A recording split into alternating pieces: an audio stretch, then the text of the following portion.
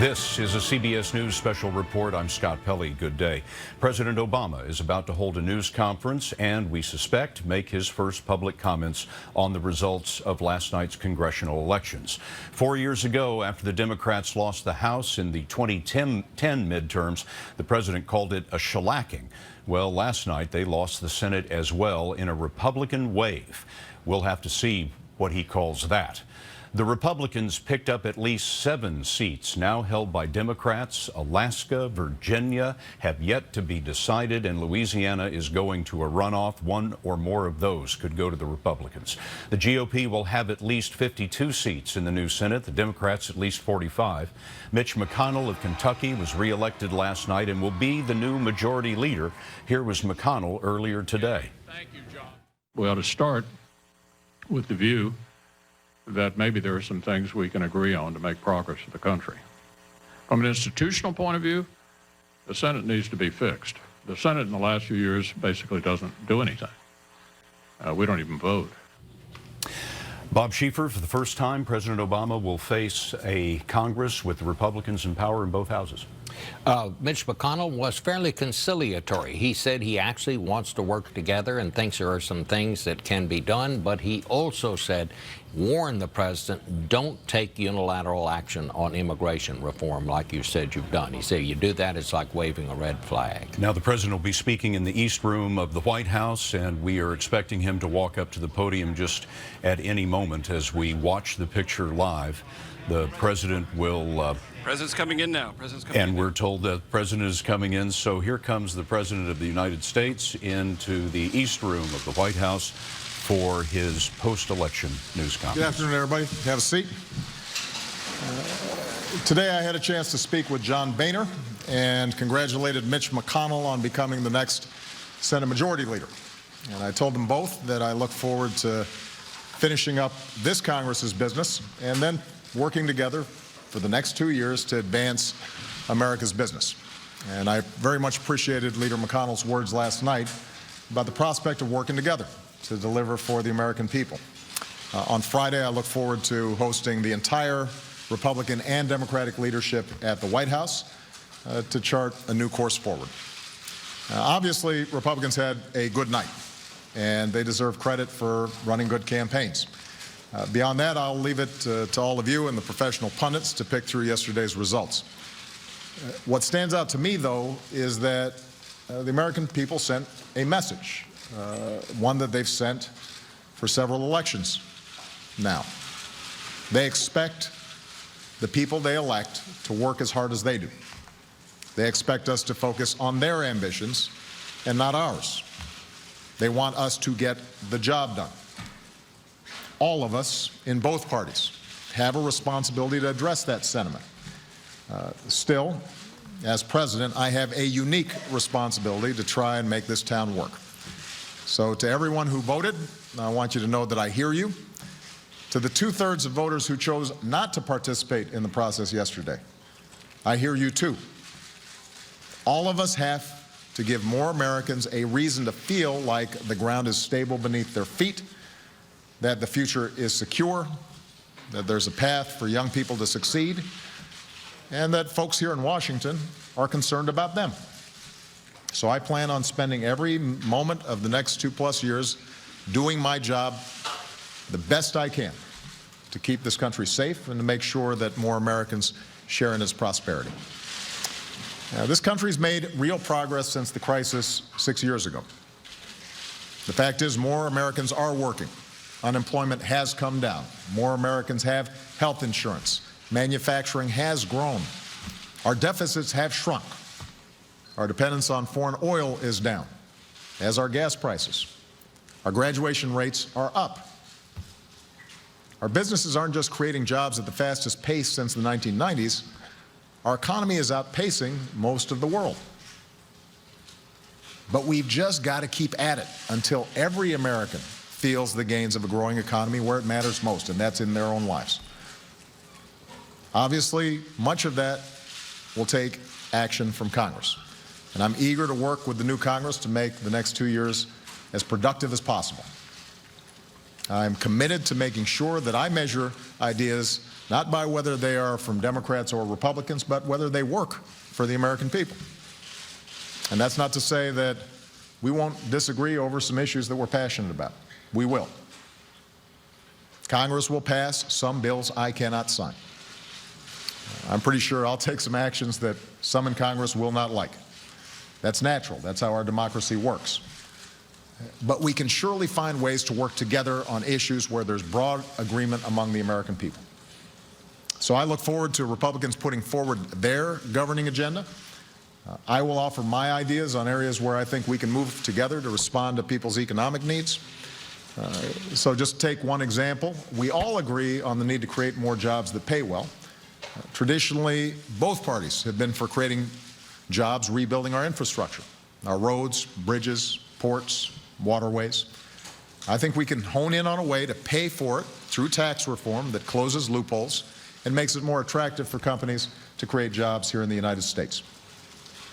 We can also work together to grow our exports and open new markets for our manufacturers to sell more American-made goods to the rest of the world. And that's something I'll be focused on when I travel to Asia next week. We all share the same aspirations for our young people. And I was encouraged that this year Republicans agreed to investments that expanded early childhood education. I think we've got a chance to do more on that front.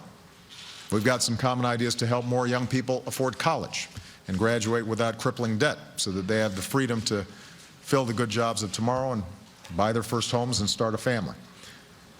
And in the 5 states where a minimum wage increase was on the ballot last night, voters went 5 for 5 to increase it. And that'll give about 325,000 Americans a raise in states where Republican candidates prevailed. So that should give us new reason to get it done for everybody with a national increase in the minimum wage. So those are some areas where I think we've got some real opportunities to cooperate, and I am very eager to hear Republican ideas for what they think we can do together over the next couple of years.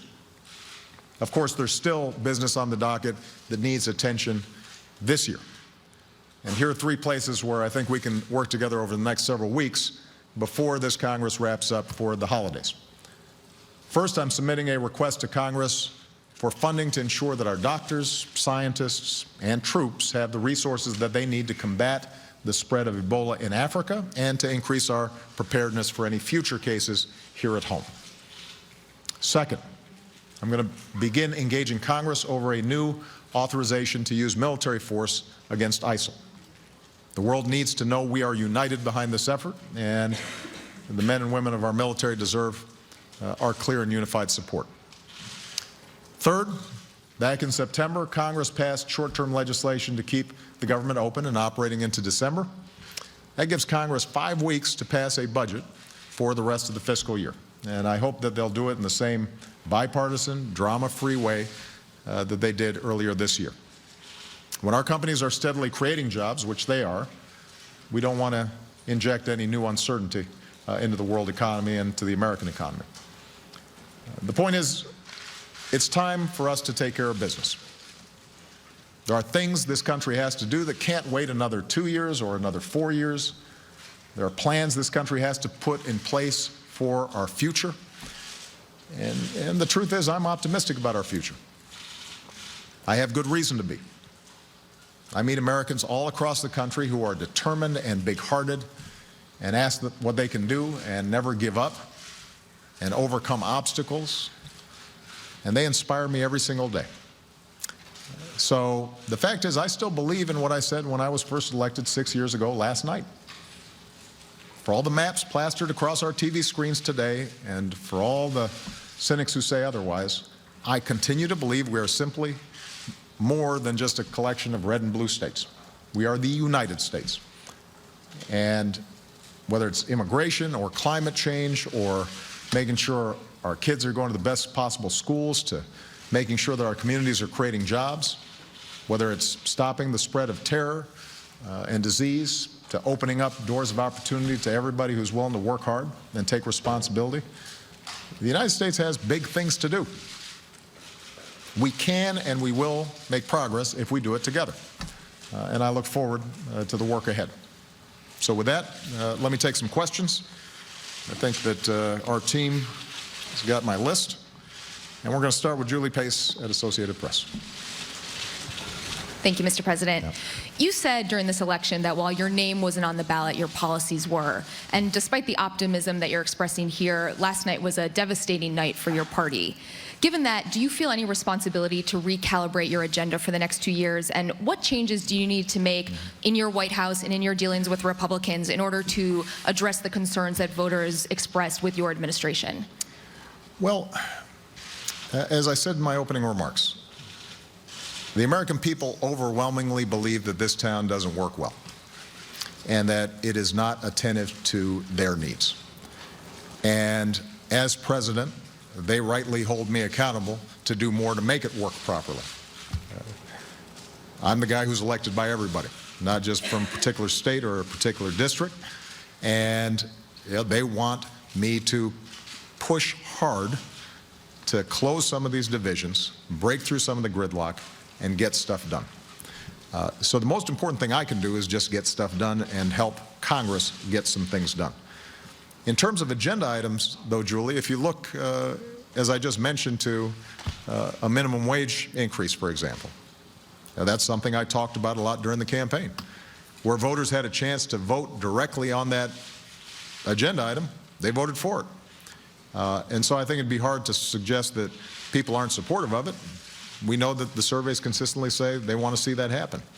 The key is to find areas where the agenda that I've put forward, one that I believe will help strengthen the middle class and create more ladders of opportunity into the middle class and improve our schools and make college more affordable to more young people and make sure that we're growing faster as an economy and we stay competitive. The key is to make sure that those ideas that I have overlap somewhere with some of the ideas that Republicans have. There's not going to be perfect overlap. I mean, there are going to be some ideas that I've got that I think the evidence backs up would be good for the economy. And Republicans disagree. They're not going to support those ideas. But I'm going to keep on arguing for them because I think they're the right thing for the country to do. There are going to be some ideas that they've got that they believe will improve the economy or create jobs that, from my perspective, isn't going to help middle-class families improve their economic situation. So I probably won't support theirs. But I do think there are going to be areas where we do agree on infrastructure, on making sure that we're boosting American exports. And part of my task then is to reach out to Republicans, make sure that I'm listening to them. I'm looking forward to them putting forward a very specific agenda in terms of what they would like to accomplish. Let's compare notes in terms of what I'm looking at and what they're looking at. And let's get started on those things where we agree. Even if we don't agree 100%, let's get started on those things where we agree 70, 80, 90%. And if we can do that and build up some trust and improve how processes work in Washington, then I think that's going to give the American people a little bit more confidence that, in fact, their government is looking after them. But is there anything specific that you feel like you and your administration need to change given this disastrous election for your party and the message that voters sent? Julie, I think every single day I'm looking for how can we do what we need to do better. Whether that is delivering basic services the government provides to the American people, whether that is our capacity to work with Congress so that they're passing legislation, whether it's how we communicate with the American people about what our priorities and vision is. We are constantly asking ourselves questions about, how do we make sure that we're doing a better job? And that's not going to stop.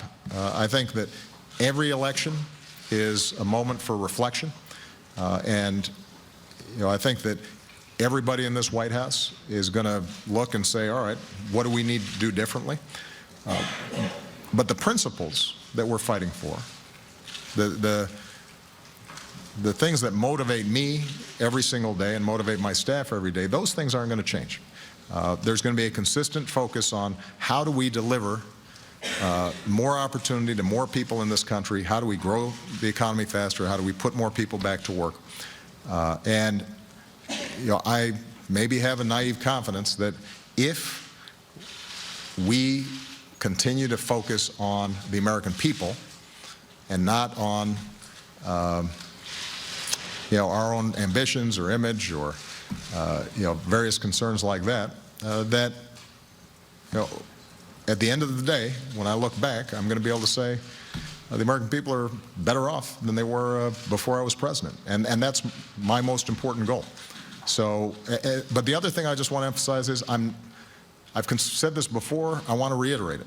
If there are ideas that the Republicans have that I have confidence will make things better for ordinary Americans, the fact that the Republicans suggesting it as opposed to a Democrat, that'll be irrelevant to me. I want to just see what works.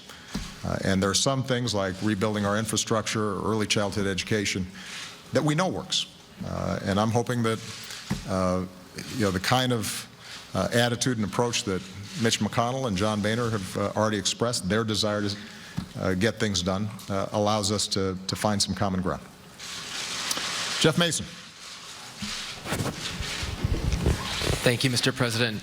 In 2010, you called the results of the midterm election a shellacking. What do you call this? And can you give us an update on your feelings about the immigration executive order and the result in the aftermath of this election? Does the election affect your plans to release it? Is it likely to come out before the lame duck session is over? And have you reduced its scope to just a couple million people? Well, as I said in my opening statement, there's no doubt that Republicans had a good night. And what we're going to make sure that we do is to reach out to Mitch McConnell and John Boehner, who are now running both chambers in Congress, and find out what their agenda is. And my hope is that they've got some specific things they want to do that correspond with some things that we want to get done. What's most important to the American people right now, the resounding message, not just of this election, but basically the last several, is get stuff done. Don't worry about the next election. Don't worry about party affiliation. Do worry about our concerns. Worry about the fact that I'm a single mom, and at the end of the month, it's really hard for me to pay the bills, in part because I've got these huge child care costs. Do worry about the fact that I'm a young person who's qualified to go to college, but I'm really worried about taking $50,000 a year out in debt, and I don't know how I'd pay that back. Do worry about the fact that I'm a construction worker who has been working all my life, and I know that there's construction work that should be done, but right now, for some reason, projects are stalled. If we're thinking about those folks, I think we're hopefully going to be able to get some stuff done. In terms of immigration, I have consistently said that it is my profound preference and interest to see Congress act on a comprehensive immigration reform bill that would strengthen our borders, would streamline our legal immigration system so that it works better and we're attracting the best and the brightest from around the world, and that we give an opportunity for folks who've lived here, in many cases for a very long time, may have kids who are U.S. citizens, but aren't properly documented. Give them a chance to pay their back taxes, get in the back of the line, but get through a process that allows them to get legal. The Senate, on a bipartisan basis, passed a good bill. It wasn't perfect. It wasn't exactly what I wanted, but it was a sound, smart piece of legislation that really would greatly improve not just our immigration system, but our economy, and would improve business conditions here in the United States, and make sure that American-born workers aren't undercut by workers who are undocumented and aren't always paid a fair wage, and as a consequence, employers who are breaking the rules are able to undercut folks who are doing the right thing. So we got a bipartisan bill out of the Senate. I asked John Boehner at that point, can we pass this through the House? There is a majority of votes in the House to get this passed. And Speaker Boehner, I think, was sincere about wanting to pass it, but had difficulty over the last year trying to get it done. So when he finally told me he wasn't going to call it up this year, what I indicated to him is I feel obliged to do everything I can lawfully with my executive authority to make sure that we don't keep on making the system worse, but that whatever executive actions that I take will be replaced and supplanted by action by Congress. You send me a bill that I can sign, and those executive actions go away. That's a commitment I made not just to the American people and to businesses and evangelical community and law enforcement folks and everybody who's looked at this issue and thinks that we need immigration reform. That's a commitment that I also made to John Boehner, that I would act in the absence of action by Congress. So before the end of the year, we're going to take whatever lawful actions that I can take that I believe will improve the functioning of our immigration system, that will allow us to surge additional resources to the border, where I think the vast majority of Americans have the deepest concern. And at the same time, I'll be reaching out to both Mitch McConnell, John Boehner, and other Republican as well as Democratic leaders to find out how it is that they want to proceed. And if they want to get a bill done, whether it's during the lame duck or next year, I'm eager to see what they have to offer. But what I'm not going to do is just wait. I think it's fair to say that I've shown a lot of patience and have tried to work on a bipartisan basis as much as possible. And I'm going to keep on doing so. But in the meantime, let's figure out what we can do lawfully through executive actions to improve the functioning of the existing system. How will you make sure that that executive action is key and the Republicans try to block it by blocking funding? And can you give us a sense of whether or not you're thinking about $2 million or a lot more million now? Jeff, I think if you want to get into the details of it, I suspect that when I announce that executive action, it'll be rife with detail. And I'm sure there will be a lot of follow-up questions. Chris Jansen.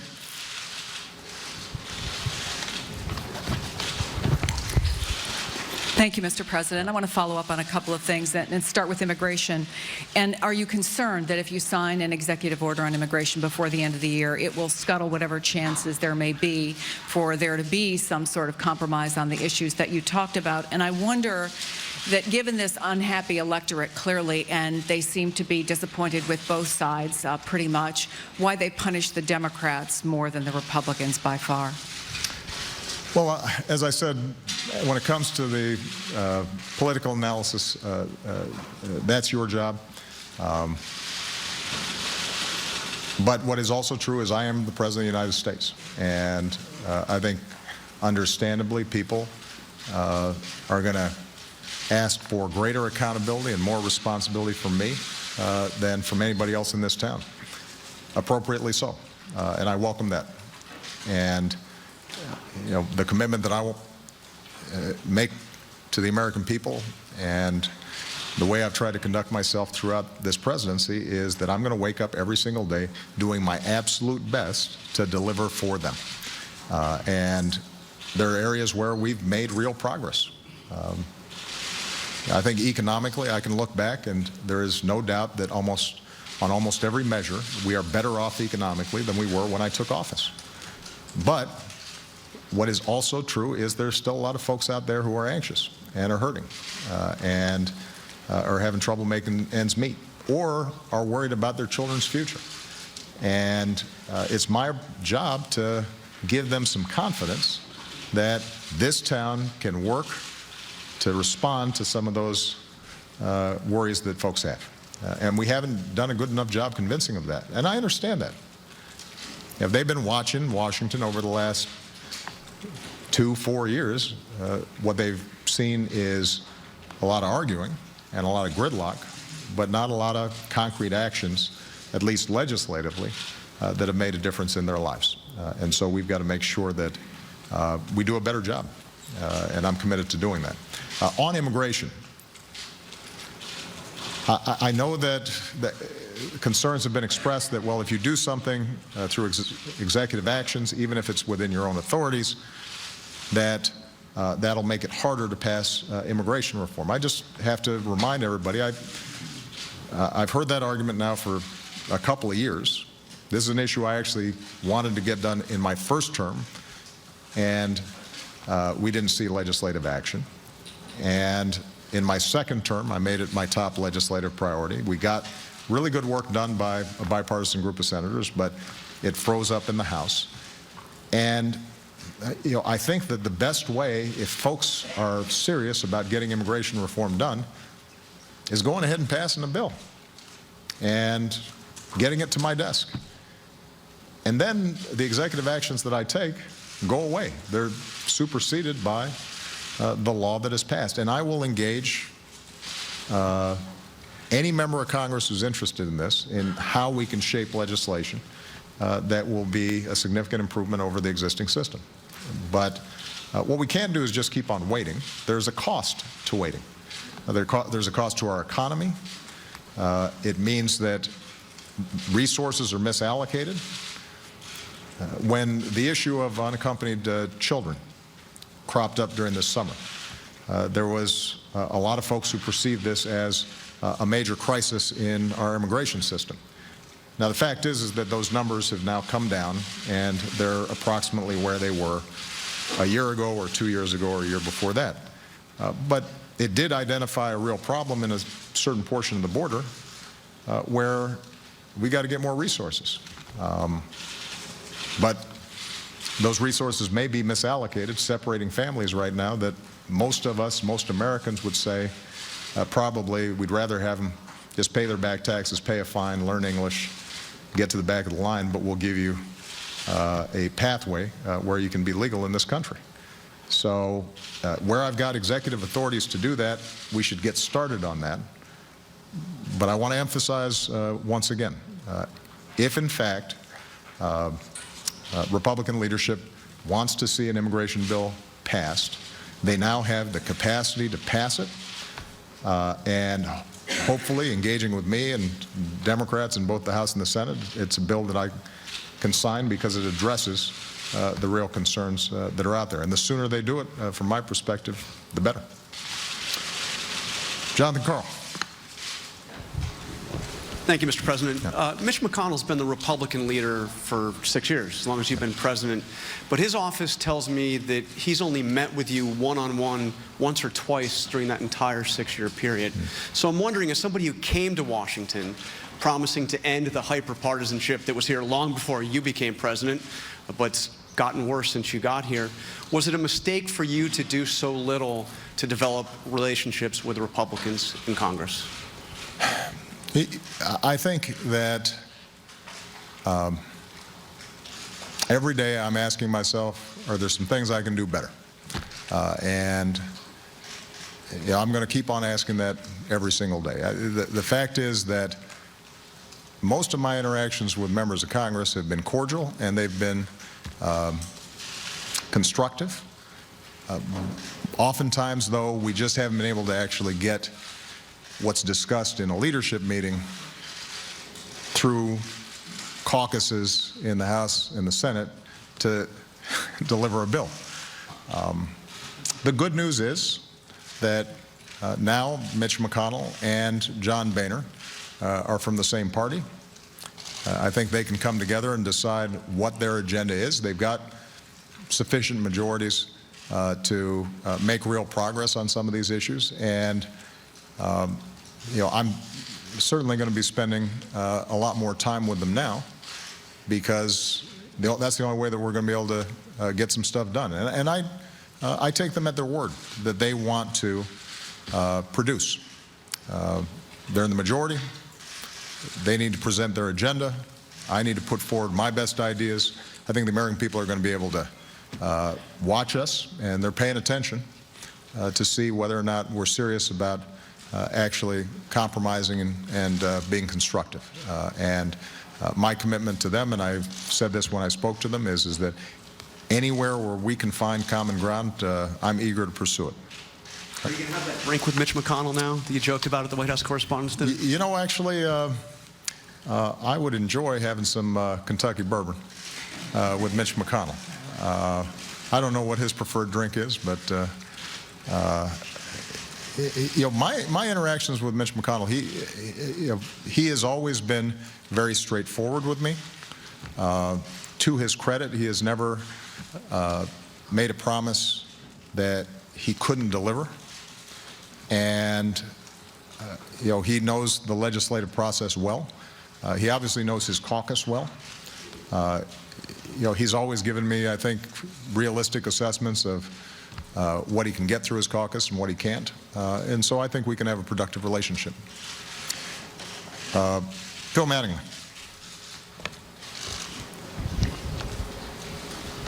Thank you, Mr. President. Yeah. Another deadline coming up is on your negotiators by November 24th. Have to figure out if they're going to reach a deal with Iran on a nuclear a nuclear agreement.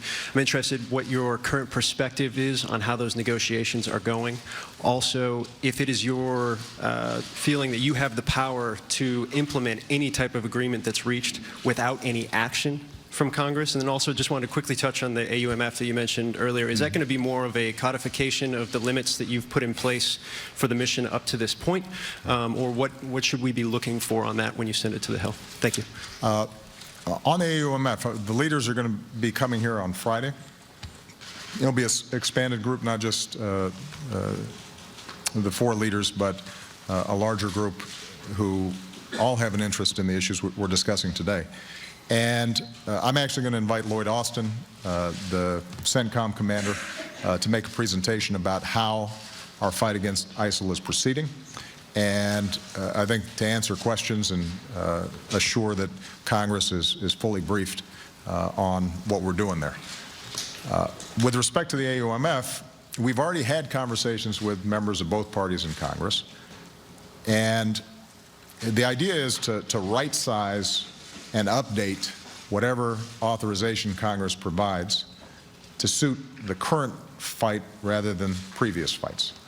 You know, in 2001, after the heartbreaking tragedy of 9/11, we had a very specific set of missions that we had to conduct, and the AUMF was designed to pursue those missions.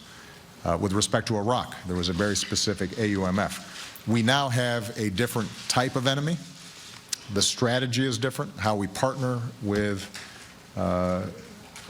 Iraq and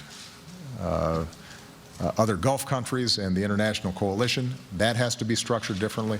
So it makes sense for us to make sure that the authorization from Congress reflects what we perceive to be not just our strategy over the next 2 or 3 months, but our strategy going forward.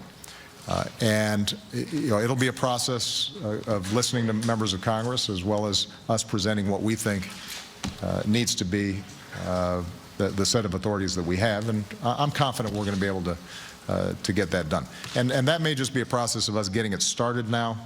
It may carry over into the next Congress. On Iran, because of the unprecedented sanctions that we put in place, that really did have a crippling effect on Iran's economy. They've come to the table and they've negotiated seriously around providing assurances that they're not developing a nuclear weapon for the first time. And they have abided by the interim rules. We have been able to freeze their program, in some cases reduce the stockpile of nuclear material that they already had in hand. And the discussions, the negotiations have been constructive. The international community has been unified and cohesive. There haven't been a lot of cracks in our alliance. You know, even countries where we have some differences, like Russia, have agreed with us and have worked with us cooperatively in trying to find ways to make sure that we can verify and have confidence going forward that Iran doesn't have the capacity to develop a nuclear weapon that could not only threaten friends of ours like Israel, trigger a nuclear arms race in the region, but could, over the long term, potentially threaten us.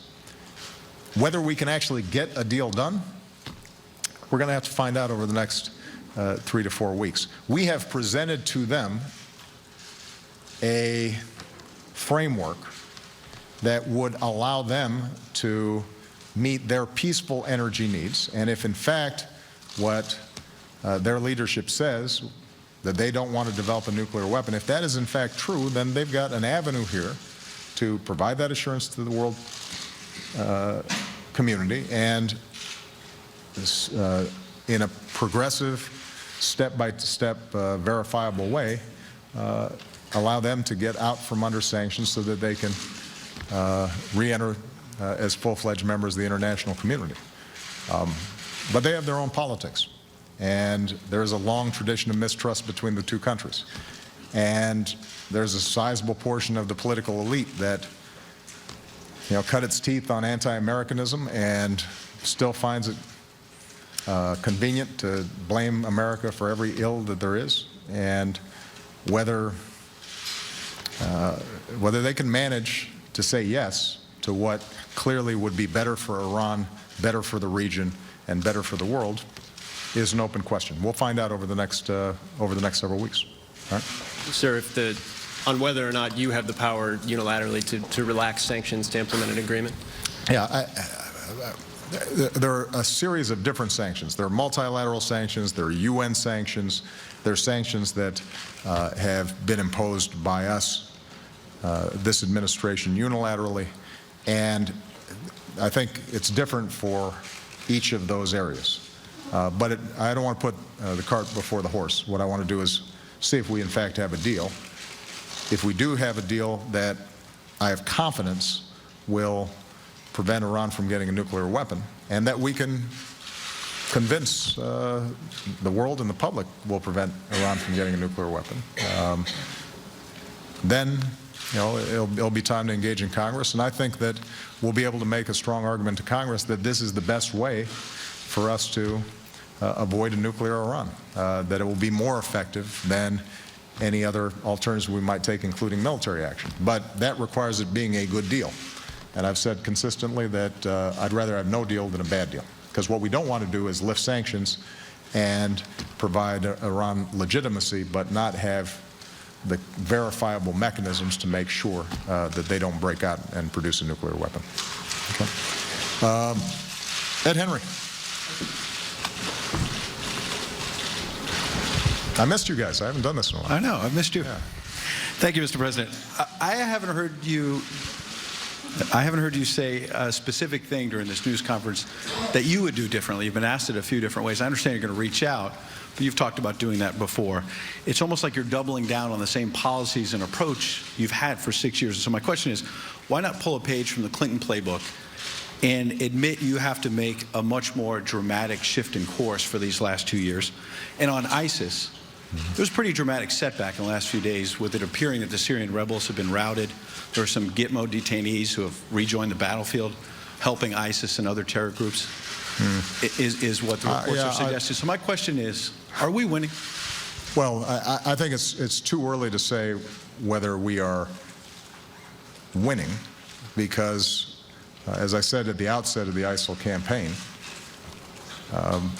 this is going to be a long-term plan to solidify the Iraqi government, to solidify their security forces, to make sure that in addition to our air cover, that they have the capacity to run a ground game that pushes ISIL back from some of the territories that they had taken, that we have a strong international coalition that we've now built, but that they are on the ground, providing the training, providing the equipment, providing the supplies that are necessary for Iraqis to fight on behalf of their territory. And what I also said was that in Syria, that's been complicated, and that's not going to be solved anytime soon. Our focus in Syria is not to solve the entire Syria situation, but rather to isolate the areas in which ISIL can operate. And there is no doubt that because of the extraordinary bravery of our men and women in uniform and the precision of our pilots and the strikes that have taken place, that ISIL is in a more vulnerable position and it is more difficult for them to maneuver than it was previously. Now, there is a specific issue about trying to get a moderate opposition in Syria that can serve as a partner with us on the ground. That's always been the hardest piece of business to get done. There are a lot of opposition groups in Syria along a spectrum, from radical jihadists who are our enemies to folks who believe in inclusive democracy and everything in between. They fight among each other. They are fighting the regime. And what we're trying to do is to find a core group that we can work with, that we have confidence in, that we've vetted, that can help in regaining territory from ISIL, and then ultimately serve as a responsible party to sit at the table in eventual political negotiations that are probably some ways off in the future. That's always been difficult. As you know, one of the debates has consistently been, should the Obama administration provide more support to the opposition? Could that have averted some of the problems that are taking place in Syria? And as I've said before, part of the challenge is it's a messy situation. This is not a situation where we have one single, unified, broad-based, effective, reliable. No. Let me answer the question, Ed. And so what we are going to continue to test is, can we get a more stable, effective, cohesive, moderate opposition? But that's not the sole measure of whether we are, quote unquote, winning or not. Remember, our first focus, Ed, here is to drive ISIL out of Iraq. And what we're doing in Syria is, first and foremost, in service of reducing ISIL's capacity to resupply and send troops and then run back in over the Syrian border to eventually reestablish a border between Iraq and Syria, so that slowly Iraq regains control of its security and its territory. That is our number one mission. That is our number one focus. There are aspects of what's going on in Syria that we've got to deal with in order to reduce the scope of ISIL's operations. So, for example, our support for Kurds in Kobani, where they've been able to hold off ISIL, and where we've been able to effectively strike ISIL positions consistently. That's not just because we're trying to solve a Syria problem. That's also because it gives us an opportunity to further weaken ISIL so that we can meet our number one mission, which is Iraq. In terms of things to do differently, I guess, Ed, the question you're asking is one actually I think I have answered. If you're asking about personnel, or if you're asking about position on issues or what have you, then it's probably premature, because I want to hear what Ed, what I'd like to do is to hear from the Republicans to find out what it is that they would like to see happen. And what I'm committing to is making sure that I am open to working with them on the issues where they think that there's going to be cooperation. Now, that isn't a change, because I've suggested to them before that where they think there's areas of cooperation, I'd like to see us get some things done. But the fact that they now control both chambers of Congress, I think, means that perhaps they have more confidence that they can pass their agenda and get a bill on my desk. It means that negotiations end up perhaps being a little more real, because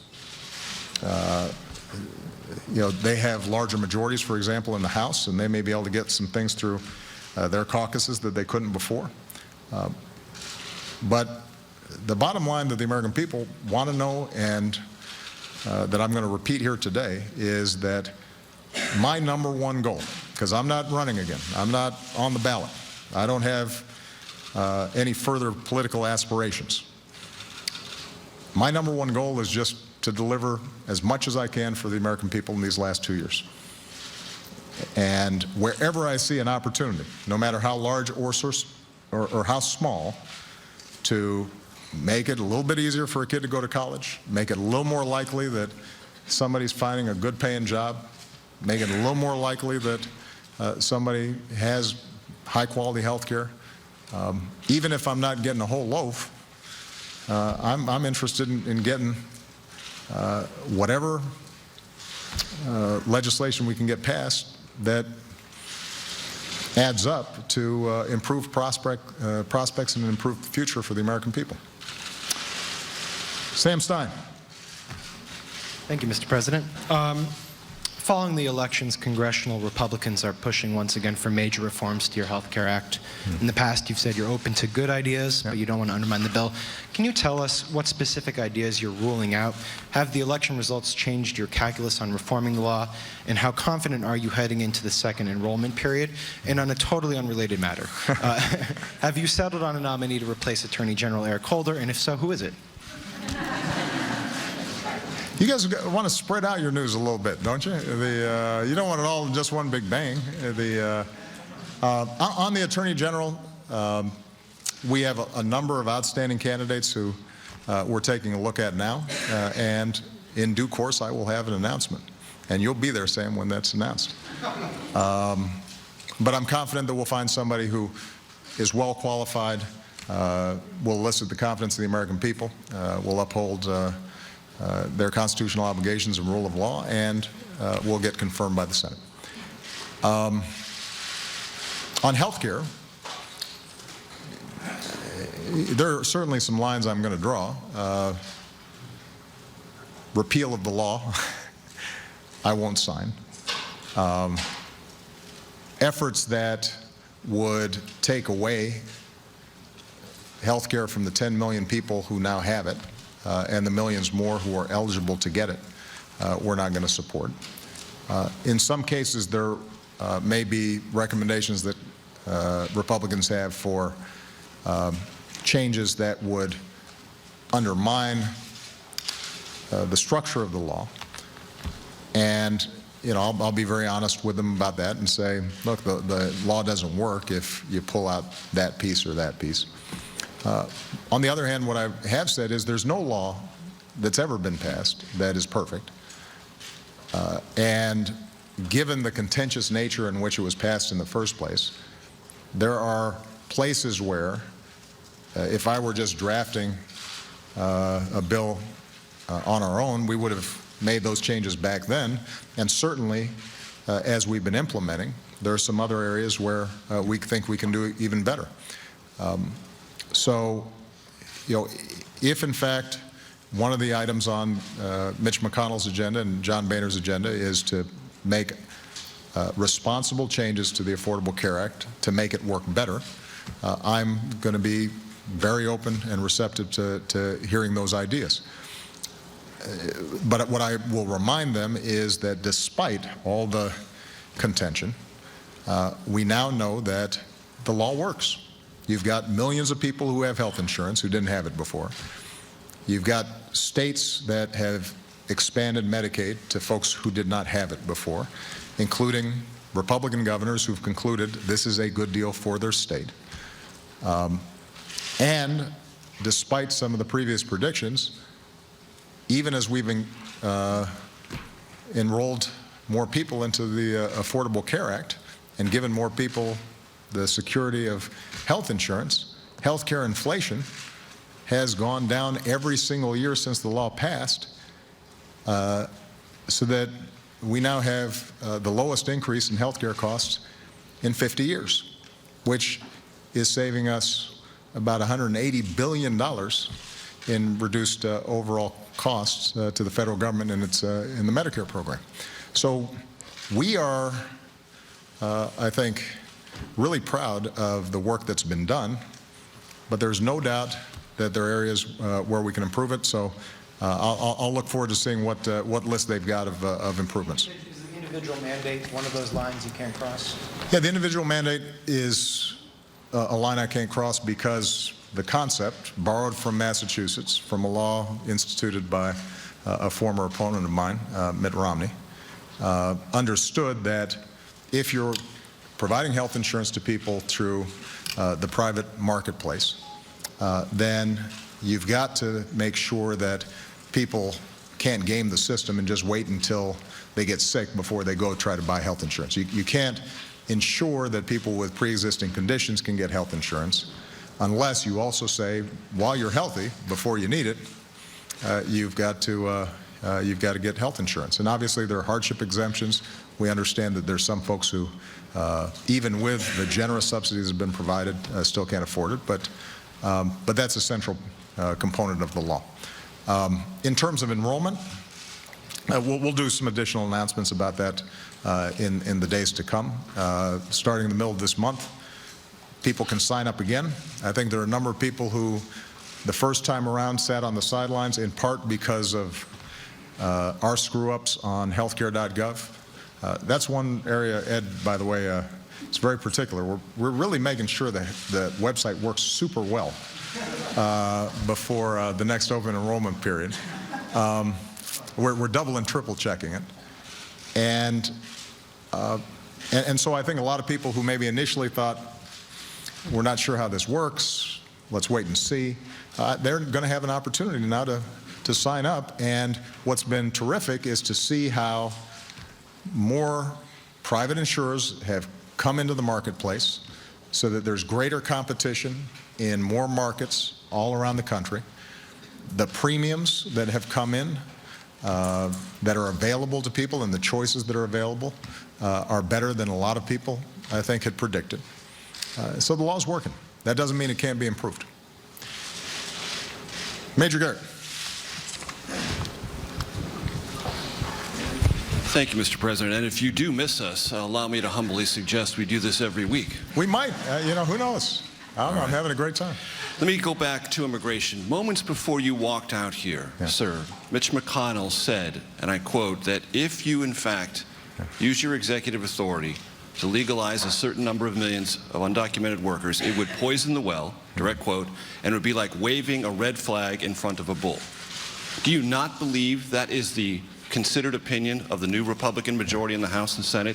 And do you also not believe what they have said in the aftermath of last night's results, that the verdict rendered by voters should stop you or should prevent you from taking this action because it was a subtext in many of the campaigns? And let me ask you a couple of specifics. Republicans haven't made a mystery about some of the things they intend to say. Do I have to write all these down? You're very well familiar with these. These will not be mysteries to you. But you know. Keystone XL pipeline, they will send you legislation on that. They will ask you to repeal the medical device tax as a part of a funding mechanism of the Affordable Care Act.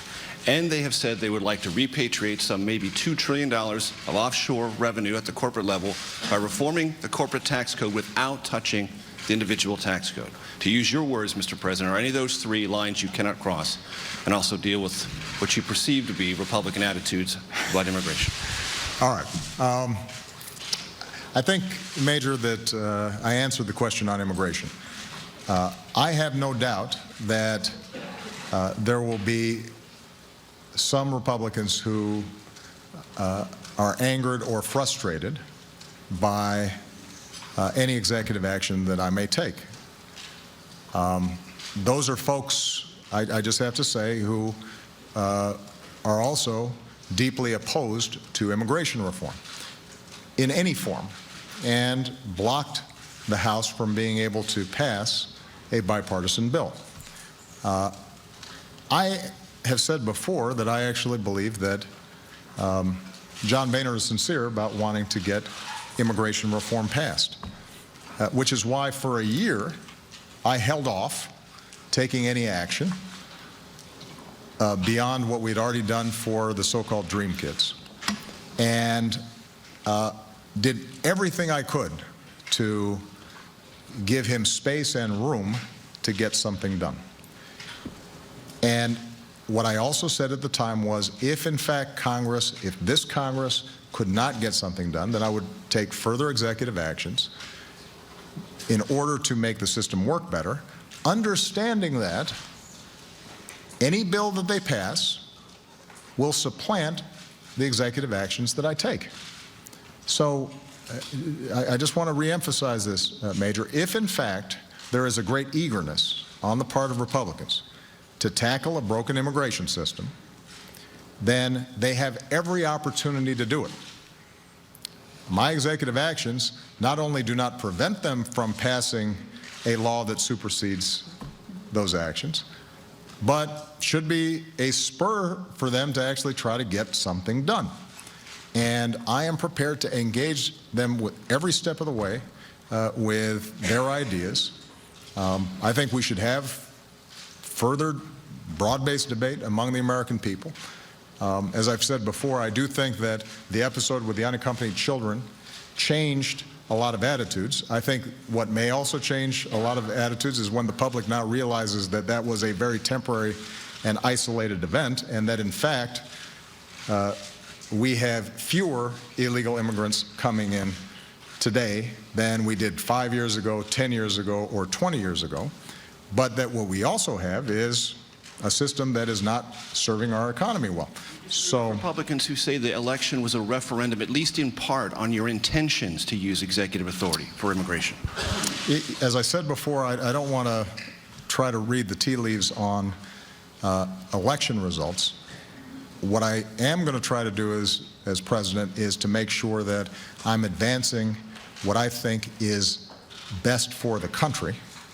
And here's an opportunity where I can use my administrative authorities, executive authorities, and lawfully try to make improvements on the existing system, understanding that that's not going to fix the entire problem, and we're much better off if we go ahead and pass a comprehensive bill. And I hope that the Republicans really want to get it passed. If they do, they're going to have a lot of cooperation from me. So let me just tick off on Keystone. There's an independent process. It's moving forward, and I'm going to let that process play out. I've given some parameters in terms of how I think about it. Ultimately, is this going to be good for the American people? Is it going to be good for their pocketbook? Is it going to actually create jobs? Is it actually going to reduce gas prices that have been coming down? And is it going to be on net something that doesn't increase climate change that we're going to have to grapple with? There's a pending case before a Nebraska judge about some of the siting. The process is moving forward, and I'm just going to gather up the facts. I will note, while this debate about Canadian oil has been raging, keep in mind this is Canadian oil, this isn't U.S. oil. While that debate has been raging, we've seen some of the biggest increases in American oil production and American natural gas production in our history. We are closer to energy independence than we've ever been before, or at least as we've been in decades. We are importing less foreign oil than we produce for the first time in a very long time. We've got a 100-year supply of natural gas that, if we responsibly tap, puts us in the strongest position when it comes to energy of any industrialized country around the world. When I travel to Asia or I travel to Europe, their biggest envy is the incredible homegrown U.S. energy production that is producing jobs and attracting manufacturing, because locating here means you've got lower energy costs. So our energy sector is booming. And I'm happy to engage Republicans with additional ideas for how we can enhance that. I should note that our clean energy production is booming as well. And so Keystone I just consider as one small aspect of a broader trend that's really positive for the American people. And let's see. Okay, medical device tax. I've already answered the question. We are going to take a look at whatever ideas. Let me take a look comprehensively at the ideas that they present. Let's give them time to tell me. I'd rather hear it from them than from you. Major, conceivably, I could just cancel my meeting on Friday because I've heard everything from you. I think I'd rather let Mitch McConnell. I'd rather hear from Mitch McConnell and John Boehner what ideas they'd like to pursue, and we'll have a conversation with them on that. On repatriation, I said in my opening remarks that there is an opportunity for us to do a tax reform package that is good for business, good for jobs, and can potentially finance infrastructure development here in the United States. Now, the devil's in the details. So I think conceptually, it's something where we may have some overlap, and I'm very interested in pursuing ideas that can put folks to work right now in roads and bridges and waterways and ports and a better air traffic control system. If we had one, by the way, we could reduce delays by about 30%. We could reduce fuel costs for airlines by about 30%, and hopefully that'd translate into cheaper airline tickets, which I know everybody would be interested in. So there's all kinds of work we can do on our infrastructure. This may be one mechanism that Republicans are comfortable in financing those kinds of efforts. So that'll be part of the discussion that I think we're prepared for on Friday and then in the weeks to come leading into the new Congress. Whew.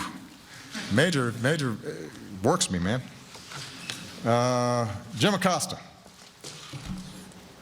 Thank you, Mr. President. I know you don't want to read the tea leaves, but it is a fact that your party rejected you in these midterms.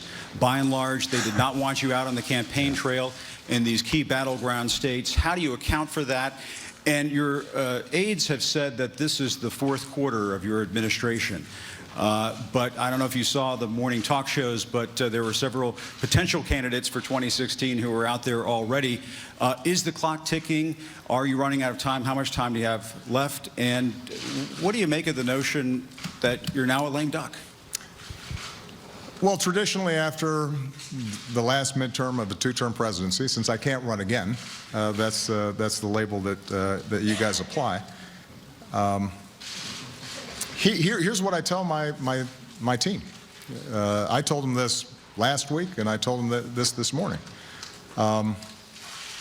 We have this incredible privilege of being in charge of the most important organization on earth, the U.S. government and our military and everything that we do for good around the world. And there's a lot of work to be done to make government work better, to make Americans safer, to make opportunity available to more people, for us to be able to have a positive influence in every corner of the globe, the way we're doing right now in West Africa. And I'm going to squeeze every last little bit of opportunity to help make this a world better place over these last 2 years. And some of that is going to be what we can do administratively, and simple things like how do we make customer service better in every agency? Are there things that we can do to streamline how our veterans access care?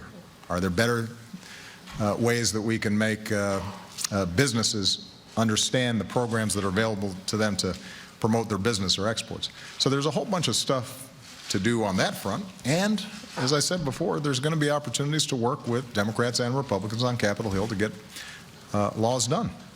And if you look at the history of almost every president, those last 2 years, all kinds of stuff happens. In some cases, stuff that we couldn't predict. The one thing I'm pretty confident about, Jim, is I'm going to be busy for the next 2 years. And the one thing that I want the American people to be confident about is that every day I'm going to be filling up my time trying to figure out how I can make their lives better. And if I'm doing that, at the end of my presidency, I'll say we played that fourth quarter well, and we played the game well. And the only difference between, I guess, basketball and politics is that the only score that matters is how'd somebody else do, not how you did. And that's the score I'm keeping. Am I going to be able to look back and say, are more people working? Are their bank accounts better? Are more kids going to college? Is housing improved? Is the financial system more stable? Are younger kids getting a better education? Do we have greater energy independence? Is the environment cleaner? Have we done something about climate change? Have we dealt with an ongoing terrorist threat and helped to bring about stability around the world. And those things,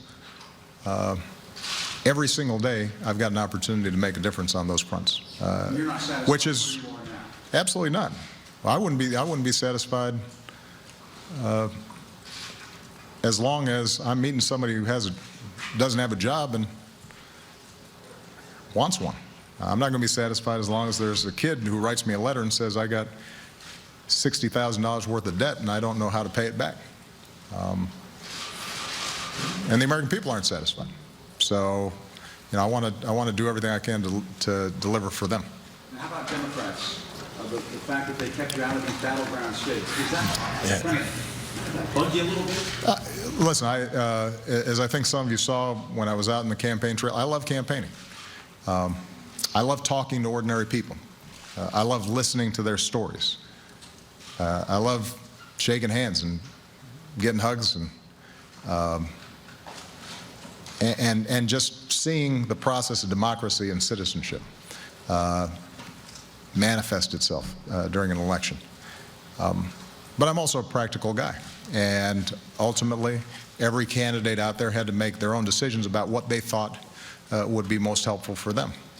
And I wanted to make sure that I'm respectful of their particular region, their particular state or congressional district, and if it was more helpful for them for me to be behind the scenes, I'm happy to do it. I don't have, I'll let other people analyze that. But what I will emphasize is that one of the nice things about being in the 6th year of your presidency is you've seen a lot of ups and downs, and you've gotten more than your fair share of attention. I've had the limelight, and there have been times where the requests for my appearances were endless. There have been times where politically we were down, and it all kind of evens out. Which is why what's most important, I think, is keeping your eye on the ball, and that is, are you actually getting some good done? Scott Horsley, last question. Thank you, Mr. President. You mentioned that where your policies actually were on the ballot, they often did better than members of your party. Does that signal some shortcoming on your part or on the party's part in framing this election and communicating to the American people what it is that Democrats stand for? I do think that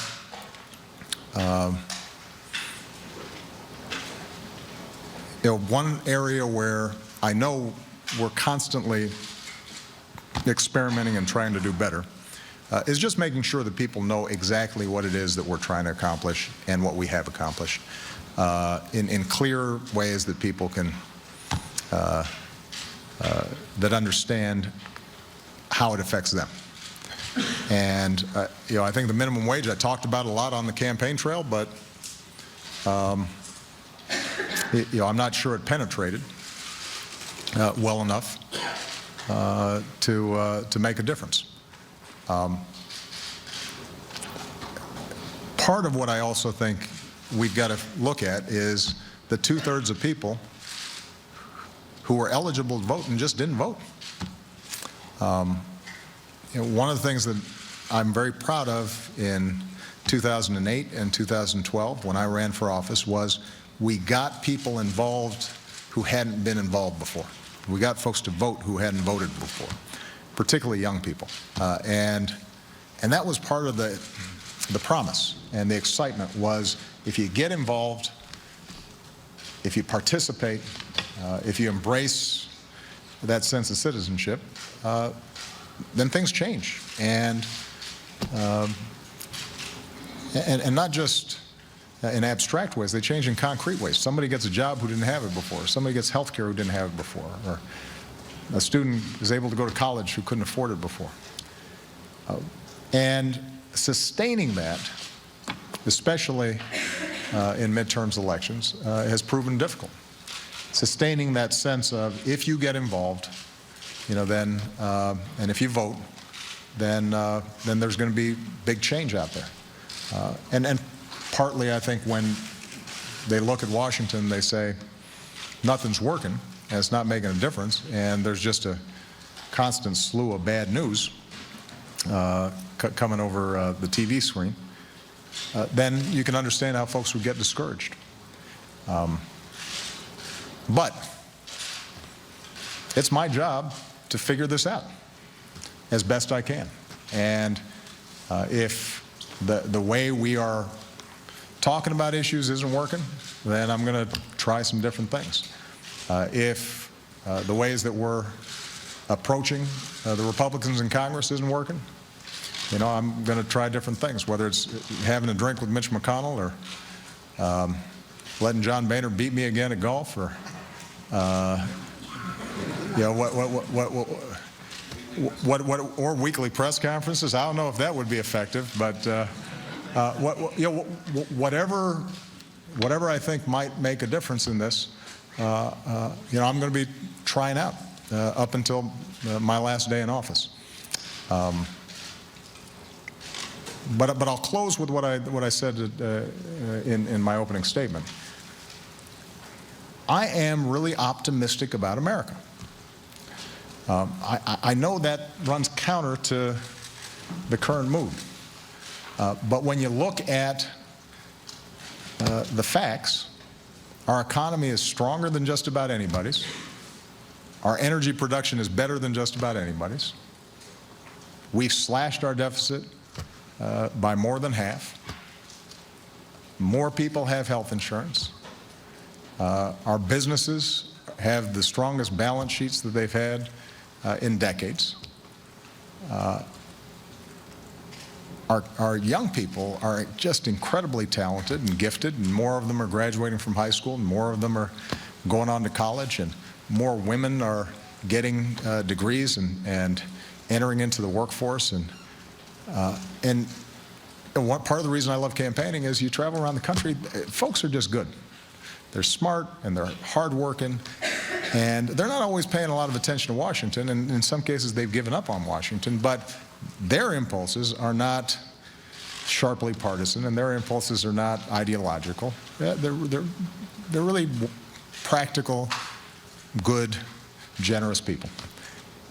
So, and we continue to be a magnet for the best and brightest from all around the world. We have all the best cards relative to every other country on earth. Our armed forces, you talk to them. I had a chance this morning to just call some of our health service that is operating in Liberia, and the amount of hope and professionalism that they've brought has galvanized the entire country, and they've built a platform effectively for other countries suddenly to start coming in, and we're seeing real progress in fighting the disease in a country that just a month or a month and a half ago was desperate and had no hope. So all that makes me optimistic. And my job over the next couple of years is to do some practical, concrete things as much as possible with Congress, where it's not possible with Congress, on my own, to show people why we should be confident, and to give people a sense of progress and a sense of hope. That doesn't mean there aren't going to be ongoing nagging problems that are stubborn and can't be solved overnight. And probably the biggest one is the fact that despite economic growth, wages and income have still not gone up. And that's a long-term trend that we've seen for 10, 20, 30 years. And it makes people worried about not just their own situation, but whether their kids are going to be doing better than they did, which is the essence of the American dream. I think there's some concrete things we can do to make sure that wages and incomes do go up. Minimum wage in those 5 states was a good start. But I think more than anything, what I want to communicate over these next 2 years is the promise and possibility of America. This is just an extraordinary country. And our democracy is messy, and we're diverse, and we're big, and there are times where you're a politician and you're disappointed with election results. But maybe I'm just getting older. I don't know. It doesn't make me mopey. It energizes me. because it means that this democracy is working. And people in America were restless and impatient, and we want to get things done. And even when things are going good, we want them to do better. And that's why this is the greatest country on earth. That's why I'm so privileged to have a chance to be president for the next couple of years. All right? Thank you, everybody. The President of the United States in the East Room of the White House live today as he addressed last night's election returns, in which the Republicans had resounding victories in the Senate, taking over the Senate, and even more victories in the House of Representatives as well. We've heard a lot of conciliatory things today. The President said, surely we can find ways to work together, referring to the Republicans. And earlier today, we heard from Mitch McConnell, the senator of Kentucky, who is likely to be the Senate Majority Leader. And McConnell said then, maybe there are things we can agree on. But Bob Schieffer, our chief Washington correspondent and anchor of Face the Nation, we have also heard potential trouble ahead. Well, Mitch McConnell kind of laid down the guidelines here. He said, don't take unilateral action on immigration reform. He said that would be like waving a red flag in front of a bull. Don't do it. That's not the way to do it.